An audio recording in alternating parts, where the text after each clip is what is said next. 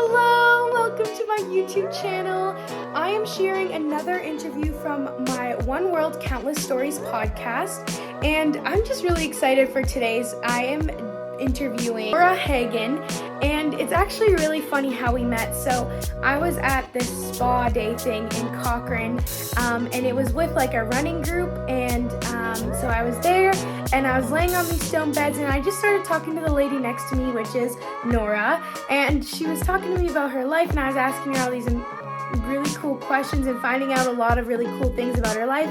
And so today we finally got a chance to sit down and talk together, and her story is very inspiring. She suffered and dealt with a lot of depression, and she talks about how she got through that and also all the lessons that she's learned through her journey. She was also a doctor, a family doctor for 16 years, and then now she is a psychologist, and she kind of ties the two things together, which is just so mind-blowing and so awesome. And she says that she feels like she's found her calling, and she just loves what she does.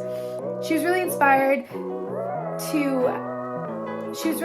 by her own self-discovery journey to become a psychology. So she knows exactly what it feels like to be depressed, to have anxiety, and all the different types of struggles.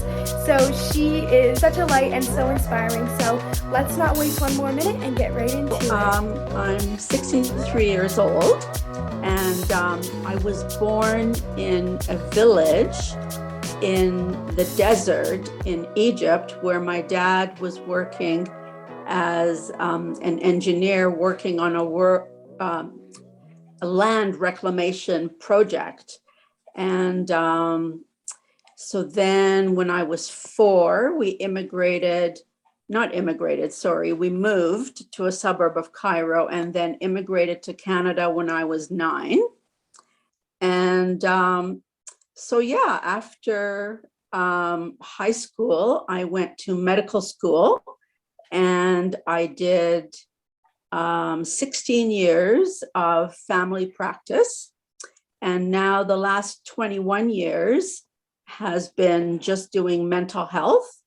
So it's sort of like a cross between a psychiatrist and a psychologist, but my background is actually family medicine. And I've just become really passionate about my own personal growth and helping people with their own personal growth and healing. Mm-hmm. I'm really excited to get into some of that mental health side, because I feel like it's really, really important to talk about these things these days. But before we do that, let's get into a little bit more about you. So you said you were born in Egypt?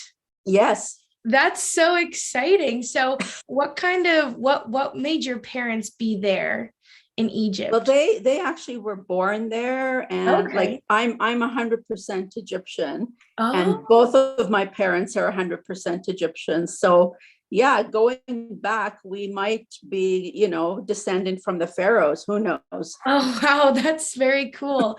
And so when did you move away from Egypt? When I was 9 years old. And do you remember any of that, or were you still a bit too young? Yeah, no, I do remember some.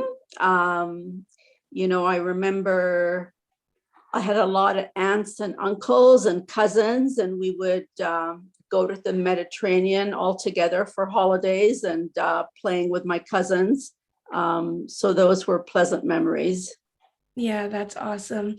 And you said that after you graduated, you went to med school. So could you tell us a little bit about your school journey? You can tell us about your high school journey as well, if you'd like, and then move us into the university. Well, it was just obviously a lot of work, but very interesting learning all that stuff. I really feel a lot of my life has been shaped by my own personal struggles with depression. And so I think it started probably late teens. And especially like being in medicine, I had a very medical model. And I'm just astounded now how little self-awareness I had. about my actual inner world or feelings. So when a psychiatrist suggested that I had problems with self-esteem when I was maybe around 20, I just was so surprised. I thought, I have great self-esteem. Yeah. And then I discovered later, as I started, exploring things, that I actually had a lot of shame and trouble with my self-esteem. And I was also equally shocked when I was told that I had a lot of anger, because I was totally not in touch with it. And I was sort of like, what am I angry about? I'm not angry. Right. So really, I have had a lot of depression on and off throughout the years, and I've been on many, many different medications. And at times, I think the most number of medications that I've ever been on at once was 5. Wow. So, obviously that hasn't been much fun. It's been very challenging, but I'm happy to say that now, I'm just feel like I'm really a different person, and just feel so much more relaxed and confident Mhm. and well and calmer and able to use what I've been through to help other people. Yeah, that's so exciting. And I'm curious to know, like, what was the root of some of these issues, like the anger and, the self image type stuff? Do you know, have you worked on that? What's the root of that? And also, was there a lot of pressure that was put on you because you went to med school, which I know is pretty intense and demanding? I think really a lot of it was my family of origin, which I only sorted out later, because if you'd have asked me years ago, I would have thought, oh yeah, I just had a really, there's nothing Yeah. in my childhood that's problematic. And there's actually a lot of my childhood that I don't remember, but Mhm. I was the younger sister to a brother who was 4.5 years older. Mhm. And, having been born in Egypt, it is a patriarchal society. So I think my brother was kind of demanding and just took that role in the family that, he got a lot of attention. Like, for example, when he was young, sometimes they would have him out on the balcony and they're feeding him while somebody down on the street is doing something to entertain him so that he can be distracted so that he would Wow. eat. Yeah. Whereas then I took the role of just being really quiet and well behaved Mhm. and not really causing any problems. Mhm. Um, so I definitely felt loved as my role as the daughter of Mhm. my parents. But upon more recent reflection, I don't think I really felt intimately known and loved as a unique individual. Right. And then, when I came into my marriage, I brought with me these feelings of shame and inferiority. And Mm. my husband is a very confident uh, person with strong opinions and kind of a natural leader.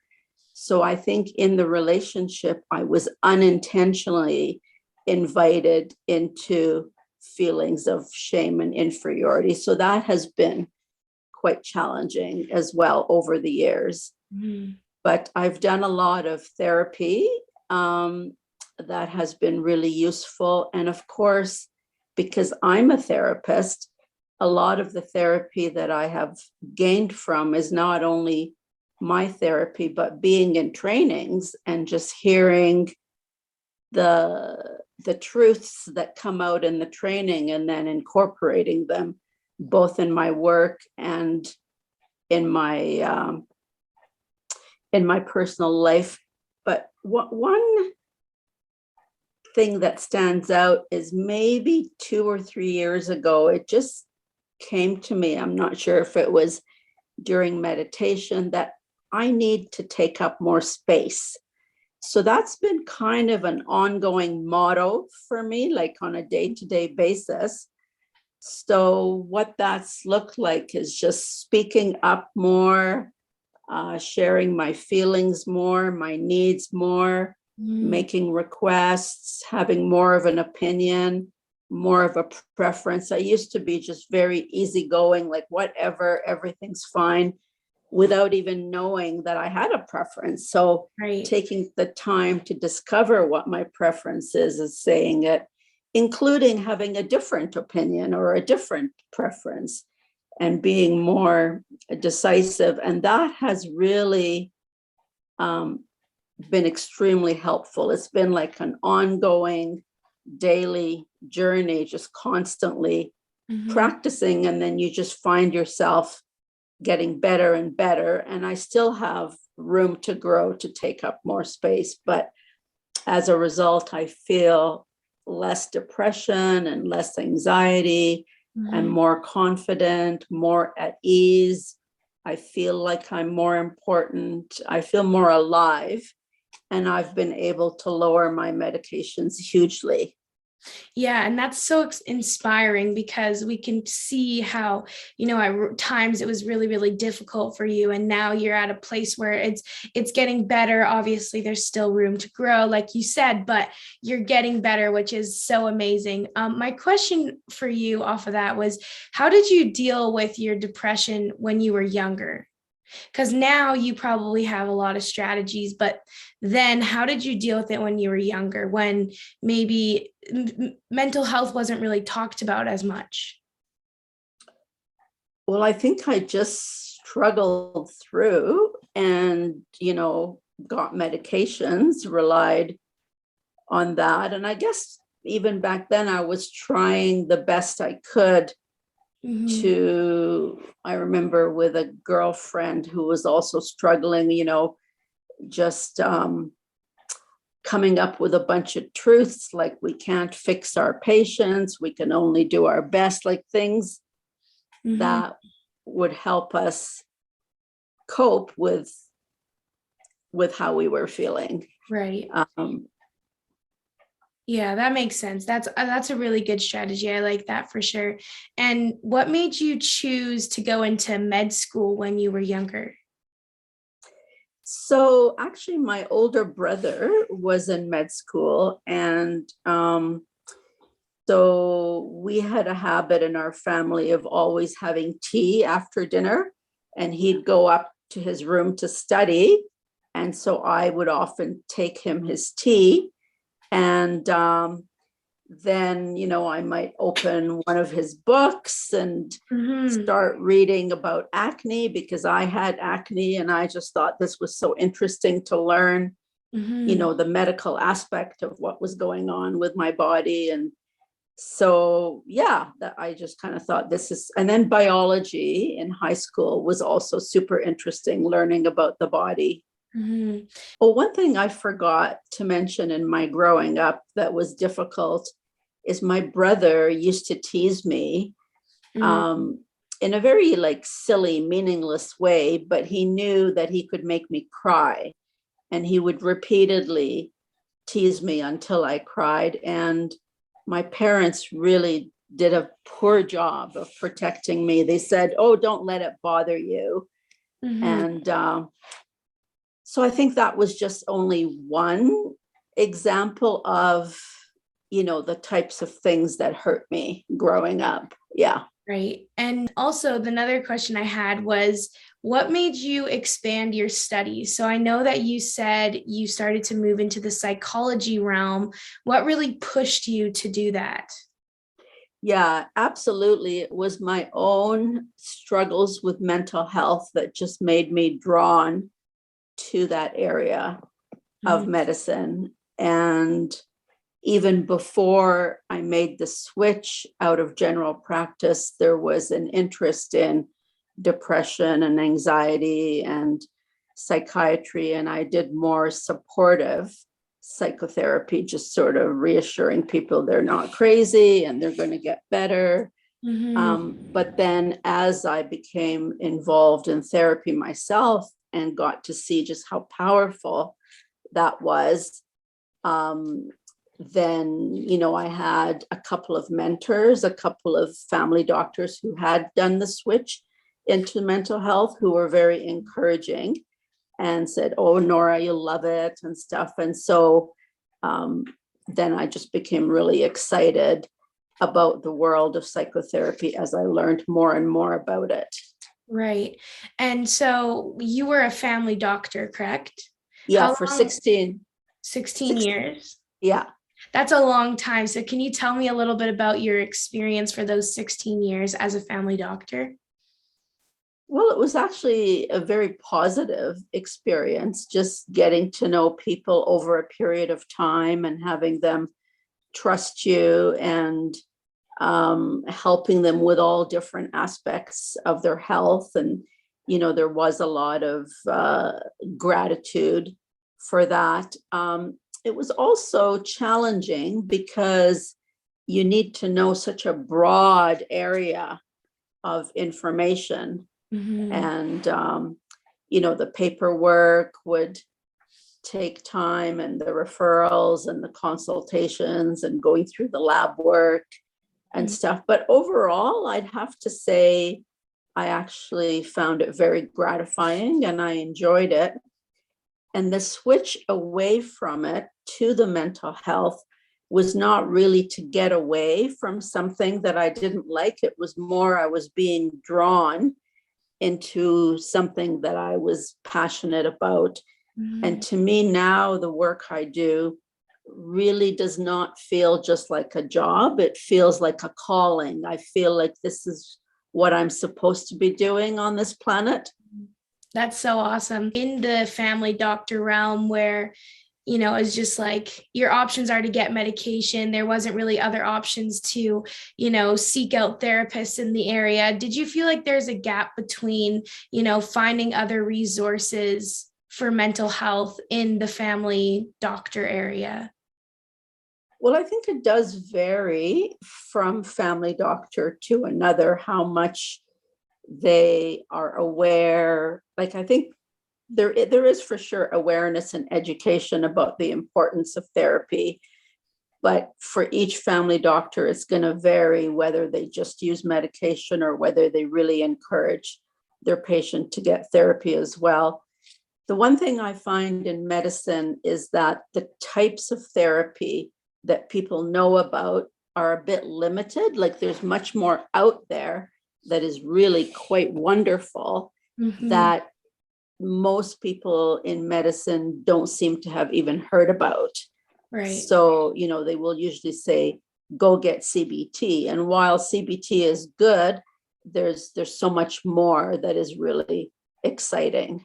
And going into like some of the things that you've learned, what was one of like a very pivotal moment in your life where you had to go through something and came out on the other end stronger, or maybe you're still working through that?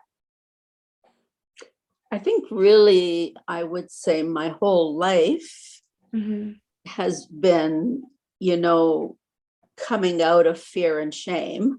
Right. And into my true essence, and so it's been quite a spiritual journey in a lot of ways as well. And I feel quite fortunate to have been exposed to really powerful spiritual ideas and healing. So it's kind of feels like an ongoing transformation. Right. And so the next question I have for you is about more moving into your work you do today and some of the mental health things. I'd love to hear your take on what's going on in the world right now and how it is affecting mental health and how we can maybe do things better for ourselves. So, yeah, I feel really fortunate to have come to the types of work that I do. It's mostly experiential, it's called. So, rather than just talking, it's a lot of having experiences in your body that are really impactful. So, it's very much mindfulness based, mindfulness being just being aware in the moment of what's going on right now with curiosity, without judgment, and body centered. So, a lot of being aware of what sensations are going on in the body. And the wonderful thing that's true for everyone that I learned is the body is able to release tension by itself if you're just watching the tension mindfully without judgment and without reacting to it, which is amazing. Um, so yeah, I do a lot of trauma work. I don't know if you've heard of EMDR. I do that as well. And I've been trained in somatic experiencing, which is really based on this body releasing the tension, and something called Hakomi. And yeah, I do enjoy having family medicine residents from the University of Calgary come and spend time with me and get excited by watching the work and learning, and then wanting to go out and do more of it on their own with their patients. The world, yeah, there's a lot of trouble. But, you know, what I told a patient recently who was wondering how to cope with it is to not ignore the trouble, but to focus on what's positive in your own personal life, your relationships, the nature, the exercise. There's so much to celebrate and so much to be grateful for. And then to see how you might be called to do something to help make the world a better place. If you want to get involved, to help make social media more responsible, or climate change, or for me, it's so meaningful to help with mental health because that's where I've suffered the most myself. So it just feels very meaningful and rewarding to help people suffer less in that same area where I've suffered, and just see people really feel like, gee, I'm a different person, and the old me and the new me, and just feeling so much better. And I'm curious to hear like what strategies you would give someone who is really struggling with maybe like some depression and just doesn't feel like they belong. I'm curious to hear what you would say to someone who has those types of issues like you've experienced in the past. Well, I would have quite a lot to say to them. First of all, I do think it is really useful to use medication as well as therapy so we can get the best results as quickly as possible. I would give them hope that they will get better, because often people are afraid that they never will. And then right away, I start teaching them grounding techniques that they can use on their own, that I encourage them to use as often as possible to just feel relaxed, teaching them that when their body is relaxed is when they're going to be able to trust the truth. And then we can take one of their main things like not belonging or whatever, and do work with it in the body so that they can leave that very same session with that feeling gone, and with feeling, you know, that they are okay and they do belong. And then we just keep going through, you know, various negative feelings or false beliefs or traumas from their past. And I encourage them to use the tools and reinforce the sessions on their own between sessions. So it's extremely rewarding because there's always positive shifts happening pretty much every session. That is so amazing. And what would you say like right now is one of like the biggest concerns that you're seeing throughout the board that people are having? It's true that COVID has created more stress, no doubt about it, and has made, the whole mental health of people more jeopardized. But I would still say, regardless of what the outside problem looks like you can have someone who's overconfident or someone who's not confident enough. I do find the more you dig, the more people are the same. And underneath, it's that ego that really is fear and shame based, that does not really believe that we are good enough or that we are lovable or there's just a lot of judgment and which causes so much trouble within a person's mental health, but also in relationships. And then the relationships cause more trouble with the mental health, with people either judging themselves or others, usually both. And a lot of people's struggles do center around relationships, whether they're past or present ones. Mm-hmm. That makes sense. And when you think about the world, and I know there's quite a bit of stigma around like counseling and therapy and a lot of different things. What would you say to defend that side? Like, how would you approach, challenges from people that are like, well, what does it even do? That type of thing. Does that make sense? Yeah, totally. So really, stigma is a big issue. I'm glad you brought it up because it does prevent people from seeking the help they need, or it isolates people. They don't talk about it. They feel shame about it. And I've had my own journey with stigma where, I was ashamed to tell people that I had depression, where I was on medication. And now I've worked through that, and it actually is really helpful for patients when I tell them I've been on medication, because it helps take away that stigma, because they're looking up to me and they say, oh, well, if she, takes it, maybe it's okay if I take it. So I do have actually a bunch of articles that I've written on a whole bunch of topics.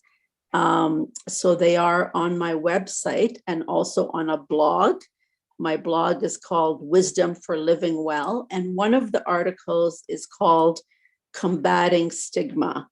So what I say in it and what I say to people is stigma is based on ignorance and judgment. There's no good basis for stigma because our bodies are not meant to be perfect. It's okay if we catch a cold, if we sprain an ankle, if we have diabetes, if we have asthma.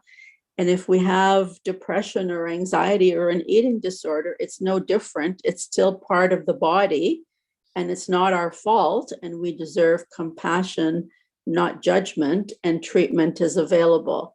And that's what's true. And nobody is perfect to judge someone else for having something wrong. So they're in no position to judge. So yeah, when that comes up, I'll often get people, refer them to read the article as well as the discussion that we have about it. And then, as I say in the article, a big part of combating the stigma is actually talking. Yeah. And it is getting better.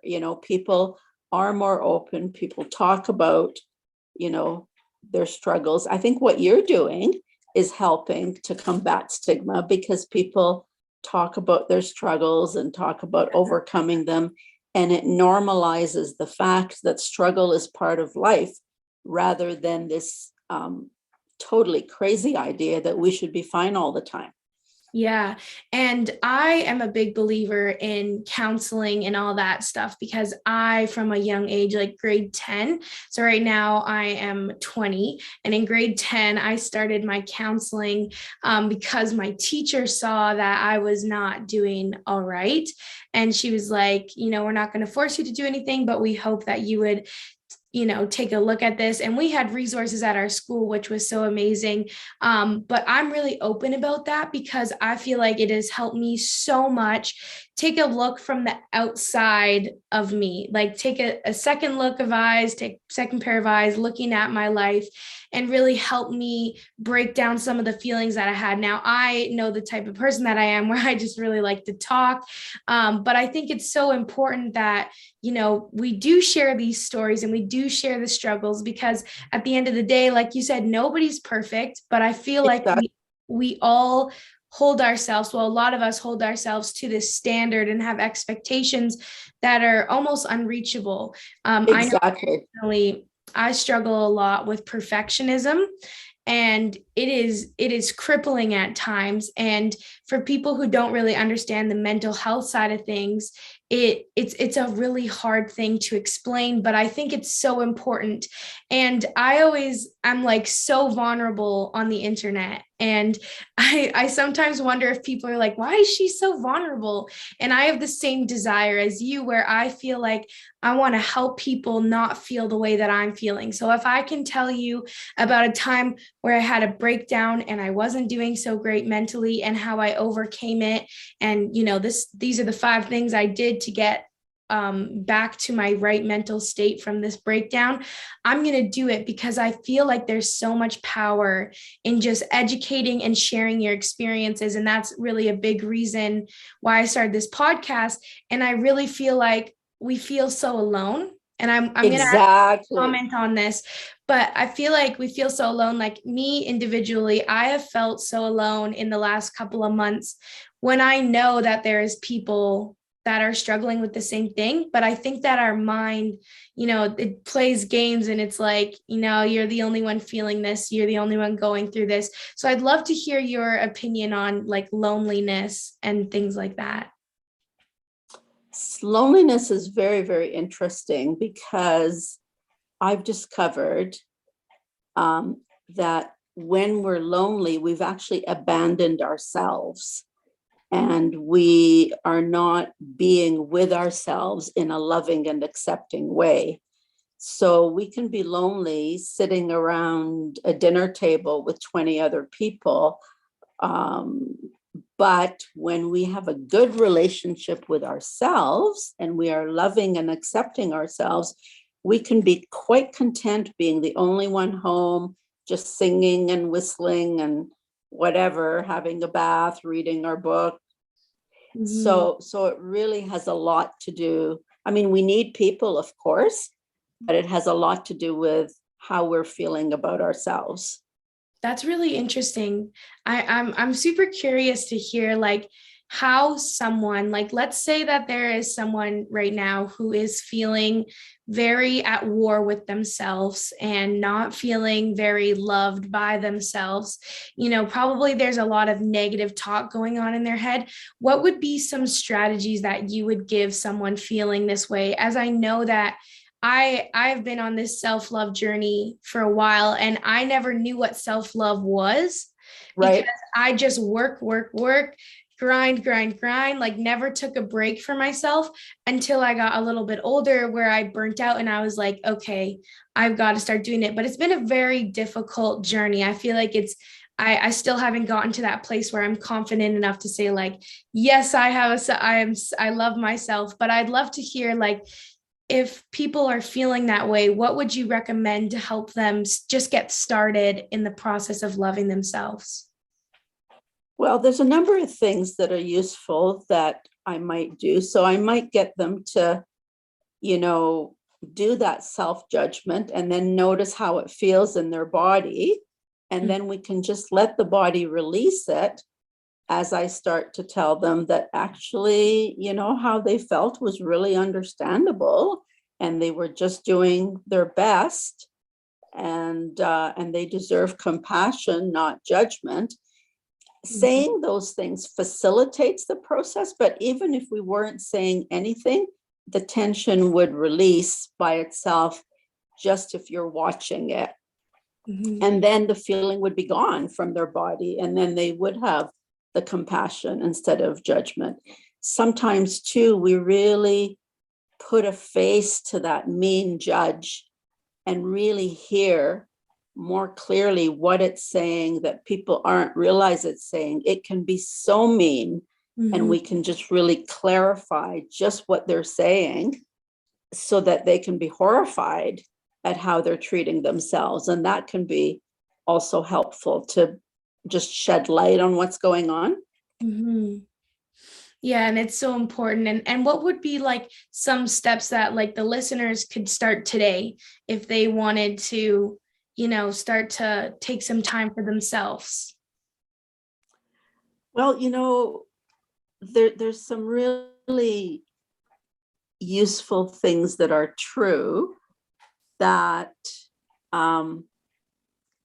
that people can invite themselves to feel in their body. And now they're going to be easier to feel if they're relaxed. So a couple of really simple ways to allow your body to relax are just to relive a pleasant memory. Anybody can do that in a few minutes. And when you're not thinking about anything else and just enjoying reliving the memory, the body will start to relax. And you can just watch it relaxing until it's finished releasing all the tension it was holding. Another nice, simple tool is called orienting, where you just look around and you see where your eyes feel like landing. And then you just let all of you be involved in the looking so that there's no part thinking about anything. Now, the looking brings you into the present moment. And there is no threat in the present moment. The upset is usually coming from negative thoughts about the past or the future. So again, without trying to, the body will just automatically relax by itself while you're doing the looking. And again, you just give it all the time it needs, and until it's completely relaxed. Now, once it's completely relaxed, one of my favorite truths is the fact that everybody is precious simply because they exist. So they don't have to earn their worth, and they cannot lose any of their worth, no matter how badly they screwed up.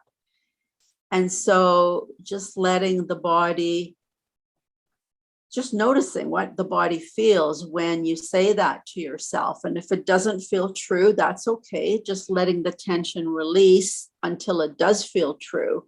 That's such a powerful message. Sorry, I'm going to jump in. Yeah. I just feel like that's like, wow, that's like such an important message. I really want to emphasize that like everyone is precious and you are worthy regardless of what happens. Like that, just let that sink in. Like that is so powerful, like to just say that to yourself, because it'll stop for a second to just like really hone in on some positivity. Yeah, and you really want to sit with it, because it's not how any of us were treated. It was like, you have to get that good mark or whatever, but to really just enjoy it. I love the phrase, savor the pleasure. So everything is going very slow in this type of work because the body releases slowly. And when you get to a really nice place believing this wonderful truth, you just want to hang out there and just savor the pleasure. And then notice how it just takes the pressure right off, because nothing makes your worth at stake. Not what you look like, not how you perform, not how much you get done, nothing.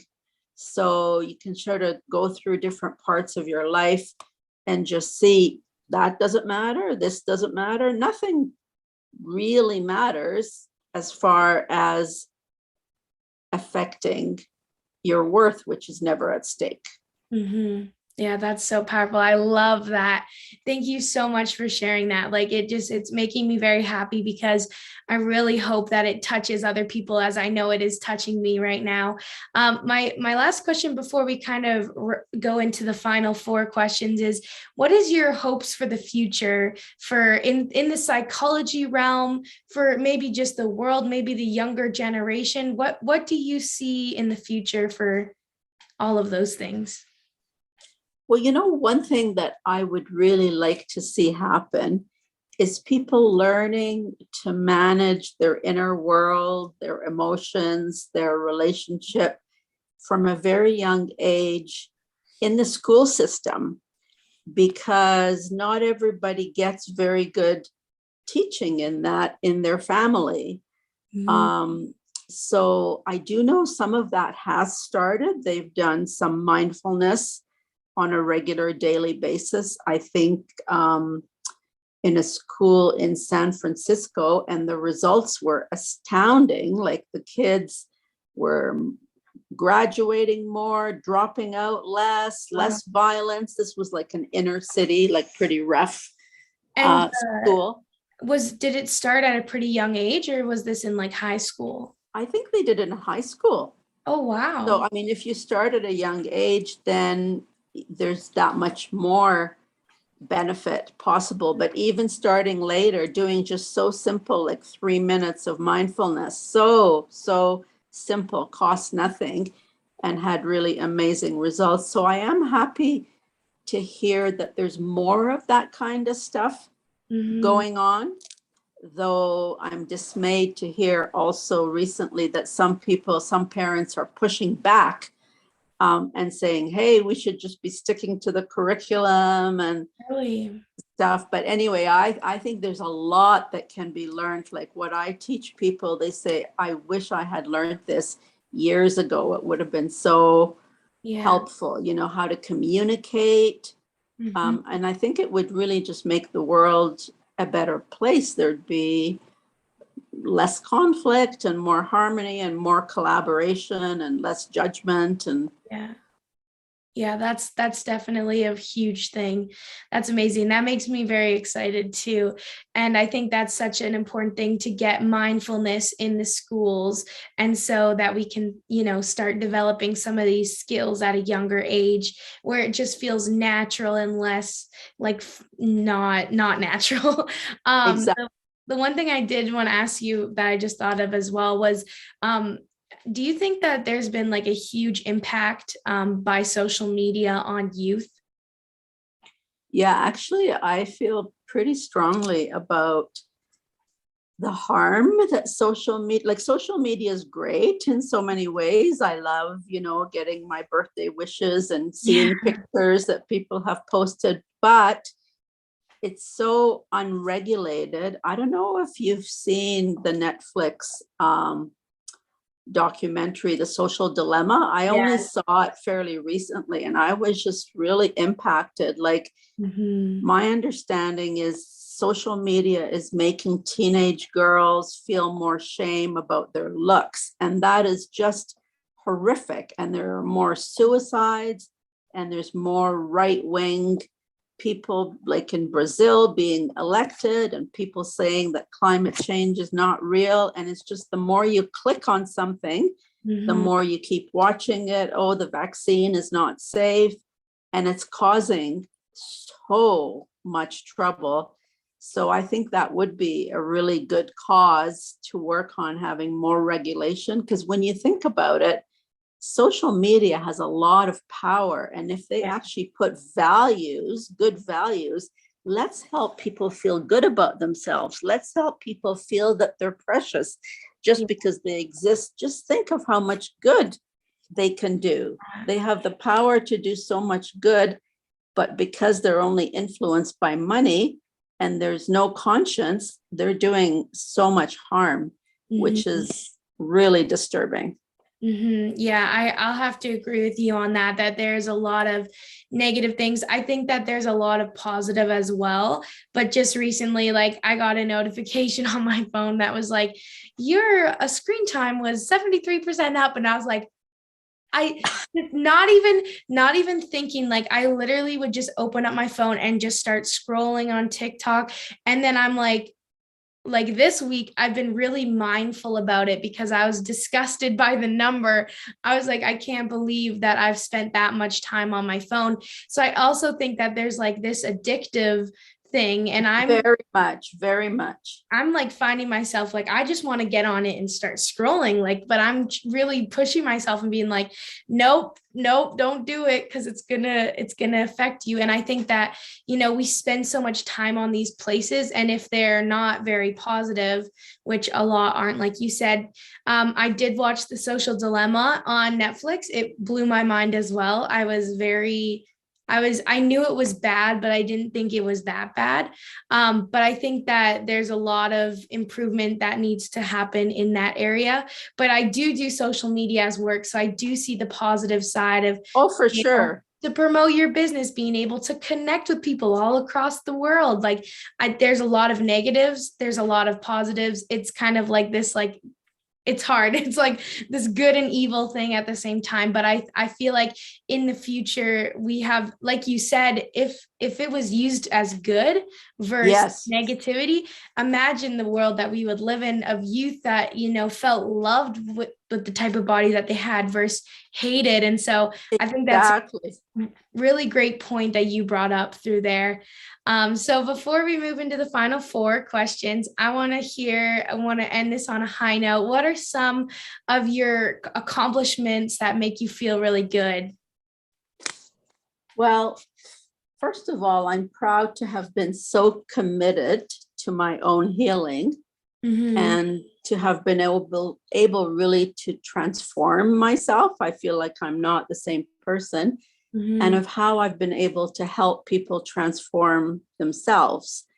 And I've been proud of the articles that I've written on my website and on my blog that can help people. I'm proud of our 3 awesome grown children. I'm proud of how I've worked on my marriage to improve it when it's been often challenging.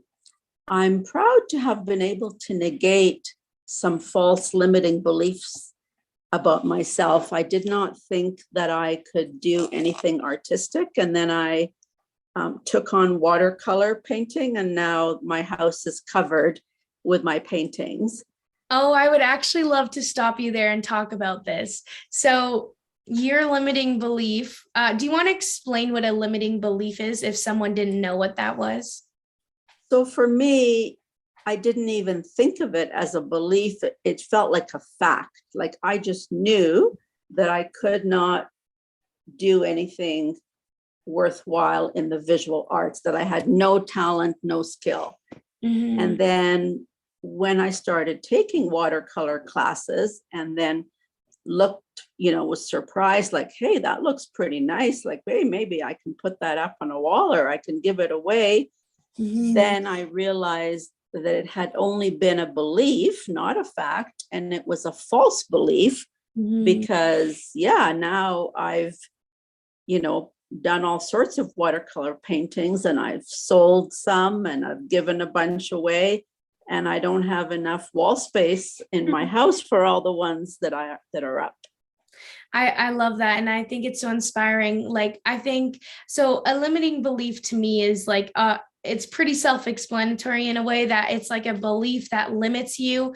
So Yes. like you said, you think that, or you thought it was a fact. I really like the fact versus a limiting belief, that you thought you couldn't be an art, or you weren't artistic at all, but it turns out you actually are. So how'd you push through that limiting belief? I know a lot of people have beliefs about, like, I'll never be good at driving, or I'll never look good, or different things, which can be classified as limiting beliefs. I think the thing to do is just to try something. Even if you don't think you can do it, you don't think you'll be good at it, you don't know unless you try. So I decided I just sign up for some watercolor lessons, and that's how it all started. And it was the same thing with singing. I just knew that I could not sing. And then I heard of a course for singing for people who believe they cannot sing. I said, that's for me. So I took the course, and then now I've been singing in choirs for several years and really enjoying it. And I'll never be a good singer, but I don't care. I really enjoy it. Yeah. And so I encourage people to do something if they're going to enjoy it without worrying how good they're going to be at it. You Mhm. don't have to be the best. If you enjoy it, that's all that counts. Yeah, what I immediately pull out of that is that you really pushed yourself outside of your comfort zone, which I think is so important. But I also hear that like you were like, I'm going to just be okay with sucking at this for a while. But you actively went out and took lessons and courses and joined groups and tried to get better at it in your own way, which I just think is so important for people to know that, you don't have to be good at your hobbies.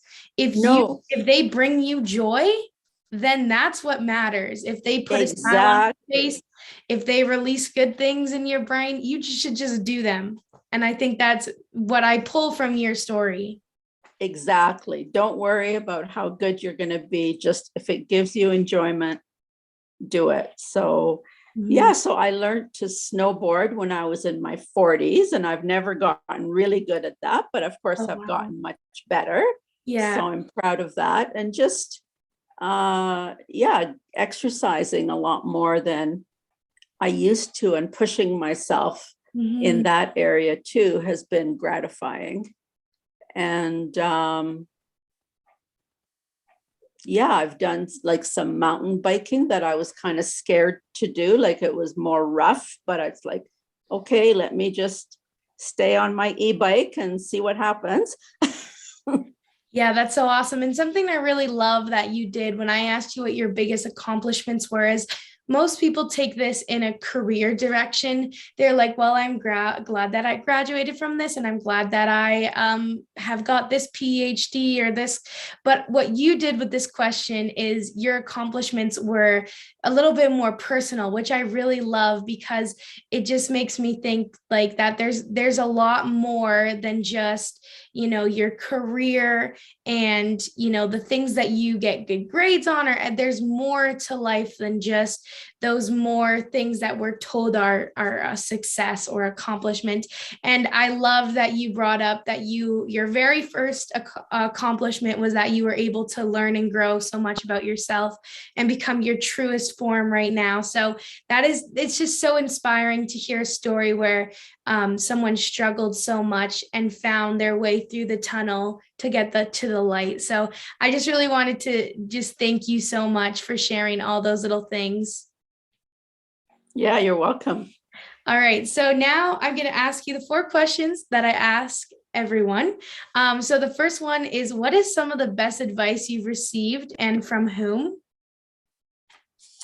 So, when this is tough because I have been fortunate enough to be exposed to a lot of good advice. So I'm going to share more than one, if that's okay. Good. But one was when I was thinking of making the transition from family medicine to just purely a mental health practice, that was a big change. And Mhm. so I was kind of nervous. Well, what if it doesn't work out? What if this? What if that? And somebody said, well, why don't you just think of it as a sabbatical? Try it. And if you like it, stay. If you don't, go back to family medicine. Yeah. And so to sort of generalize that advice, it's to just think of life as a series of experiments. So, you don't have to be scared to try something, because if it's a successful experiment, fine. If not, you change a variable, change something. Mhm. So you're not scared to make changes that way. Yeah, that's really good. I like that.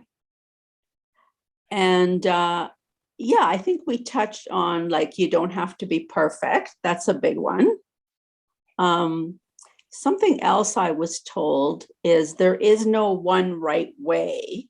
And that really helped me with my indecisiveness, because I was trying to make the right decision, but there's no one right decision. Lots of decisions are perfectly fine. So Yeah. that gave me great relief and was really liberating. Mhm. Um, and then the idea that everybody is always doing their best. And so they always deserve compassion, not judgment. Mhm. And then another really good piece of advice is just slowing down. Like we go so fast, our mind goes so fast. We're doing this activity, that activity. And it's so helpful just to slow down and reflect, and just check, well, wait a minute, is that true? Or how am I feeling? Is that trustworthy? Or let me wonder what's true about that. So I think slowing down is really helpful. Yeah, I agree. I think that, sorry, I love all the advice that you're giving. I'm just taking it all in because I think that it's so important that we do take breaks in this world where we're just like, go, go, go, go, go.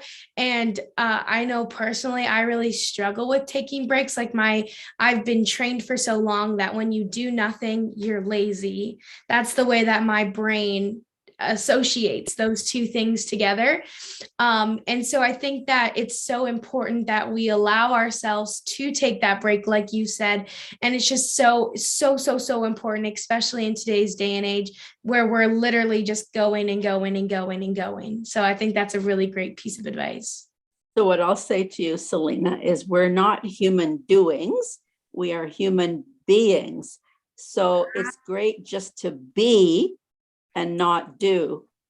I love that. Like when we're meditating, we're just being, just focusing on our breath or reflecting on something. It's not wasted time because we're not doing anything.